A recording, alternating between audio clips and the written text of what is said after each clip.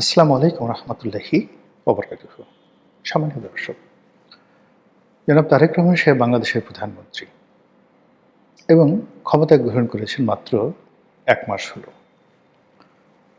প্রধানমন্ত্রী হিসেবে দায়িত্ব গ্রহণ করার পর আমাদের যে ভারত, চীন এই দুটো রাষ্ট্র, তাদের সঙ্গে যে দীর্ঘদিনের বন্ধুত্বপূর্ণ সম্পর্ক, সেই সম্পর্কটি তিনি কিভাবে সমন্বয় করবেন? অথবা তার যে বৈদেশিক সফর হবে, তিনি যে বিদেশে যাবেন, সর্বপ্রথম কোন দেশে যাবেন? এবং সেটির উপর নির্ভর করবে জনাব তারেক রহমান সাহেব সরকার আসলে বৈদেশিক নীতিতে কোন দিকে ঝুঁকছেন। আমরা জানি যে তার মায়ের আমলে বা তার বাবার আমলে মধ্যপ্রাচ্যের সঙ্গে বাংলাদেশের চমৎকার একটি সম্পর্ক ছিল। সৌদি আরবের সঙ্গে শহীদ প্রেসিডেন্ট জিয়াউর রহমানের, একই সঙ্গে বেগম জিয়ার, এবং একই সঙ্গে চীনের সঙ্গে তাদের একটা ভালো সম্পর্ক ছিল।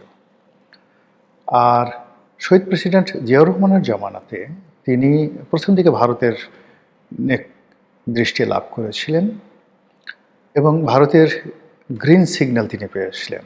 বঙ্গবন্ধু হত্যাকাণ্ডের পর যে রাজনীতির পট পরিবর্তন এবং যে উত্তাল একটা টালমাটাল অবস্থা চলছিল, ভারত বা বাংলাদেশে যারা রাজনীতিবিদ রয়েছেন তারা কোনো অবস্থাতেই পরিস্থিতি সামাল দিতে পারছিলেন না। প্রতিদিন মিলিটারি কু হচ্ছিল। ঢাকা শহরে মব কাকে বলে, ৭৫-এর ১৫ আগস্ট থেকে নভেম্বর মাসের ৭ তারিখ পর্যন্ত কিয়ামত এর আলামত ছিল বাংলাদেশের সর্বত্র।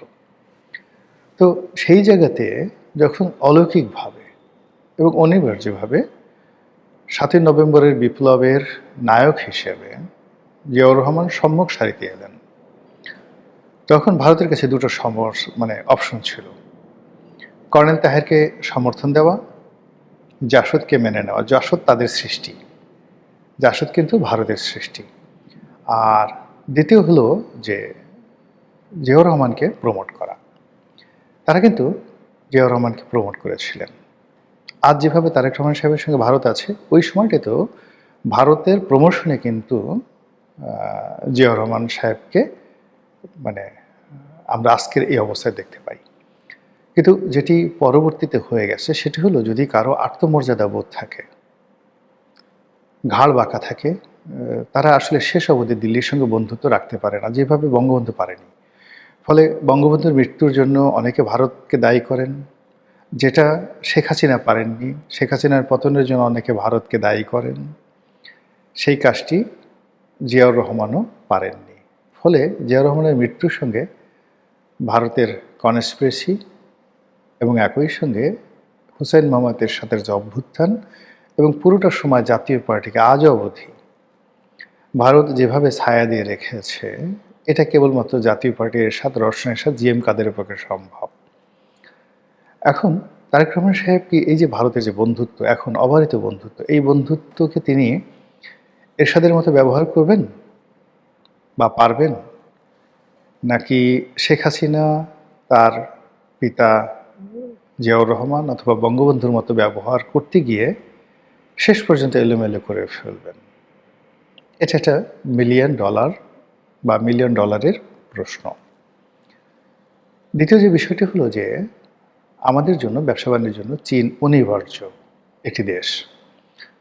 আর বর্তমান যে গ্লোবাল পার্সপেক্টিভ রয়েছে, সেখানে চীনের যে কর্তৃত্ব, অর্থনৈতিক বলয়, চীনের সাহায্য এবং সহযোগিতা ছাড়া এশিয়ার কোনো দেশ এগোতে পারবে না। আপনার যত বন্ধুত্বই থাকুক আমেরিকার সঙ্গে, চীনকে ছাড়া আপনি এগোতে পারবেন না, এমনকি সৌদি আরবও নয়। এক্ষেত্রে চীনের বন্ধুত্বটা আমাদের খুব বেশি দরকার। পৃথিবীর অনেকগুলো দেশ যুগপৎভাবে চীন এবং তাদের যারা শত্রু রাষ্ট্র রয়েছে একই সঙ্গে সম্পর্ক রক্ষা করে চলেছে, যেমন পাকিস্তান। তো পাকিস্তান চীনের সঙ্গে বন্ধুত্ব, আমেরিকার সঙ্গেও বন্ধুত্ব আছে। আবার ভারতের মতো রাষ্ট্র, তারা রাশিয়ার সঙ্গে ভালো সম্পর্ক, আমেরিকার সঙ্গেও ভালো সম্পর্ক। তো এ সকল দেশে এটা পারে, বাংলাদেশে হয়তো পারত। কিন্তু সাম্প্রতিক সময়ে চীন এবং ভারতের মধ্যে যে আধিপত্যবাদের লড়াই, সীমান্ত নিয়ে তাদের মধ্যে সমস্যা, ভারতের 7 সিস্টার নিয়ে চীনের মাস্টার প্ল্যান, এবং সেই মাস্টার প্ল্যানের ক্ষেত্রে আমাদের এই ভূমিটি কৌশলগত গুরুত্বপূর্ণ হয়ে পড়েছে চীনের জন্য, আমেরিকার জন্য এবং ভারতের জন্য। আমেরিকা যে বার্মা অ্যাক্ট করতে চায়, বার্মাতে তাদের যে রাজত্ব কায়েম করতে চায়, তার জন্য তাদের যে ল্যান্ড দরকার, সেই ল্যান্ডটি হবে সেন্ট মার্টিন, সেই ল্যান্ডটি হবে, বেসটি হবে কক্সবাজার। এই জন্য আমেরিকা ইউনূস সাহেবের মতো অন্যান্য যারা লোকজন আছে তাদেরকে প্রমোট করেছে এবং আগামীতেও তারা প্রমোট করবে বা তারা চেষ্টা করবে তাদের এই কাজ করার জন্য। অন্যদিকে মানে চীনের যে সকল সীমান্তে ভারত খুব বাড়াবাড়ি করছে, তো সেই জায়গাতে ভারতের দৃষ্টি মানে দুর্বল করার জন্য চীন চাচ্ছে যে তাদের অনেকগুলো প্রদেশকে অশান্ত করে দেওয়া হতে, এবং সেই অশান্ত করে দেওয়ার জন্য সবচেয়ে মোক্ষম অস্ত্র হলো ভারতের যে উত্তর ভারত বা আর্যাবরত বলা হয়, এর যে 7 সিস্টার 7টি রাজ্য যা বাংলাদেশকে কেন্দ্র করে, ফলে বাংলাদেশে যদি চীনের আধিপত্য থাকে তাহলে এই 7 সিস্টারকে নিয়ন্ত্রণ করা সম্ভব। অন্যদিকে ভারত সেই 50-এর দশক থেকে জানে যে চীন এই কাজ করে যাচ্ছে, তো কাজেই তারা তখন থেকে প্রাণান্ত চেষ্টা করছে বাংলাদেশের উপর আধিপত্য বজায় রাখতে, এবং এই কারণে পাকিস্তান ভাঙা থেকে শুরু করে আমাদের মুক্তিযুদ্ধে সাহায্য সহযোগিতা দেওয়া এবং পরবর্তীতে সকল রাজনৈতিক সরকারের উপর, আমলাতন্ত্রের উপর ভারতীয় যে আধিপত্য, এটা তাদের জন্য মানে দিল্লির জন্য এটা সবচেয়ে গুরুত্বপূর্ণ একটি সিদ্ধান্ত। এই কাজ তারা করবে এবং করে যাচ্ছে। তো সেই অর্থে মানে কোনো অবস্থাতে দিল্লি এমন কাউকে ঢাকাতে চাইবে না যে কিনা বেইজিংয়ের দিকে ফিরে তাকায়। আবার অন্যদিকে বেইজিং এখানে যে আধিপত্য বিস্তার করছে, অতীতে যখন 2001 থেকে 2006 সন পর্যন্ত বিএনপি ক্ষমতায় ছিল, তখন এই যে 10টা অস্ত্র মামলা, এই যে উলফাদেরকে ট্রেনিং দেওয়া, উলফাদের যে নেতা পরেশ বড়ুয়ার সাথে প্রথম আলো ডেইলি স্টারের সম্পর্ক, লতিফুর রহমানের সম্পর্ক, তারপর চীনের সাথে তাদের সম্পর্ক, এই সব মিলিয়ে একটা জটিল অবস্থা ছিল 2001 থেকে 6। ফলে যে 1-11 হলো, বিএনপি যে ক্ষমতাচ্যুত হলো, তারেক রহমান সাহেবের উপর যত জুলুম, অত্যাচার, নির্যাতন, বেগম জিয়ার উপর যা কিছু, আপনার কাছে কি মনে হয় সব কিছুর জন্য কি আওয়ামী লীগ দায়ী, শেখ হাসিনা দায়ী, অন্য কেউ দায়ী নয়? আবার এখন এই যে তারেক রহমান সাহেব যে ক্ষমতায় এলেন, তার কি হাত পা বাঁধা? তিনি কি দিল্লির বন্ধনে আবদ্ধ? তিনি কি যাকে বলা হয় আমেরিকার সঙ্গে কমিটেড, চীনের কাছে পাবন্দ? এই জিনিসগুলো যদি নিষ্পত্তি না হয়, আমরা এখন যত আনাকুম জানাকুম বলছি, যত আহা হা বলছি, যত সুবাহান আল্লাহ বলছি, যত প্রশংসা করছি, যত সমালোচনা করছি, একটাও ধূপে টিকবে না। আমাদের যে অর্থনীতি, আমাদের যে বাজার ব্যবস্থা, এই যে দেখেন ডক্টর মোহাম্মদ ইউনূসের পতন হলো কেন? কর্মসংস্থান করতে পারেননি, মুদ্রার যে স্ফীতি সেটি কমাতে পারেননি, আইন শৃঙ্খলা রাখতে পারেননি, দুর্নীতি বন্ধ করতে পারেননি।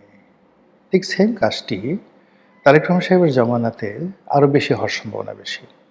এই কারণ হলো যে ডক্টর মোহাম্মদ ইউনূসের সরকারে কয়জন লোক জড়িত ছিলেন? খুব অল্প, বড় জোর 1000-5 মানে এনসিপি, জামাত এবং যাকে বলা হয় ডক্টর মোহাম্মদ ইউনূসের আত্মীয় স্বজন মিলে সারা বাংলাদেশে 1000-5 লোক হয়তো সরকারের কর্মের উপর প্রভাব বিস্তার করেছিল।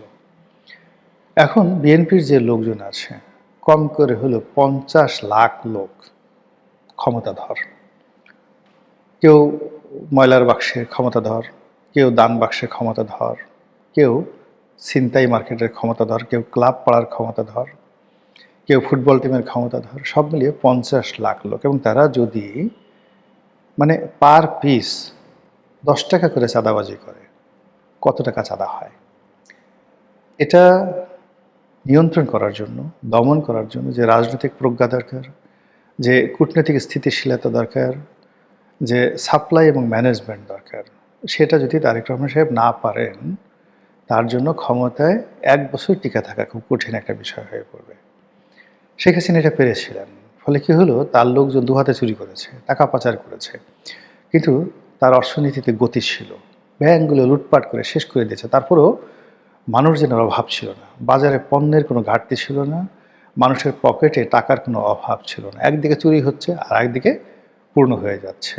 সে বিশাল একটা এলাহি কাণ্ড কারবার। তো এটা এই তারেক রহমান সাহেবকে যদি চালু রাখতে হয়, তাকেও কর্মসংস্থান, তাকেও বিনিয়োগ, আমদানি বাণিজ্য, রপ্তানি বাণিজ্য, রেমিটেন্স থেকে শুরু করে মানে জনগণের যে অবাধ, মানে শেখ হাসিনা কি করতেন? শেখ হাসিনা কিছু লোককে ভাড়া করতেন ডিজিএফআই দিয়ে, যাদের কাজই ছিল প্রেস ক্লাবের সামনে অকথ্য ভাষায় শেখ হাসিনাকে গালাগাল করা। এখন এই লোকগুলো ডিজিএফআইয়ের পয়সা খেয়ে তারা গালাগালি করতো, তাদের সংসার চলতো এবং ডিজিএফআই দ্বারা তারা নেতা নির্বাচিত হয়েছে।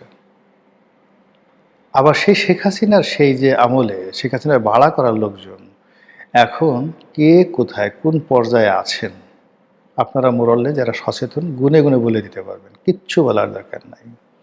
তো কাজেই তারেক রহমান সাহেব কতটা বিপদে আছেন, কতটা বিপত্তি আছেন। আমি তো যেদিকে তাকাই খালি শেখ হাসিনাকে দেখি, তার আশেপাশে যেদিকে তাকাই খালি জামাতকে দেখি, দিকে তাকাই শুধু ৭১কে দেখি। কোনো অবস্থাতেই মুক্তিযোদ্ধা, কোনো অবস্থাতেই শহীদ জিয়ার আদর্শ, বেগম জিয়ার আদর্শ, এই জিনিসগুলো আমি দেখতে পাচ্ছি না বর্তমান সরকারের চারিদিকে। চারিদিকে শুধু বোকাদের রাজত্ব, লোভীদের উল্লম্ফন, চরিত্রহীনদের যাকে বলা হয় আনাগোনা। সব কিছু মিলিয়ে কেমন যাবে তারেক রহমান সাহেবের রাজত্বকাল? হয়তো আর মাস দুয়েক অপেক্ষা করতে হবে। তার মধ্যেই তিনিও বুঝে যাবেন, আমরাও বুঝে যাব যে কোথাকার জল কোন দিকে যাচ্ছে। মহান আল্লাহ আমাদের সবাইকে হেদায়েত দান করুন, হেফাজত করুন। আসসালামু আলাইকুম ওয়া রাহমাতুল্লাহি ওয়া বারাকাতুহু।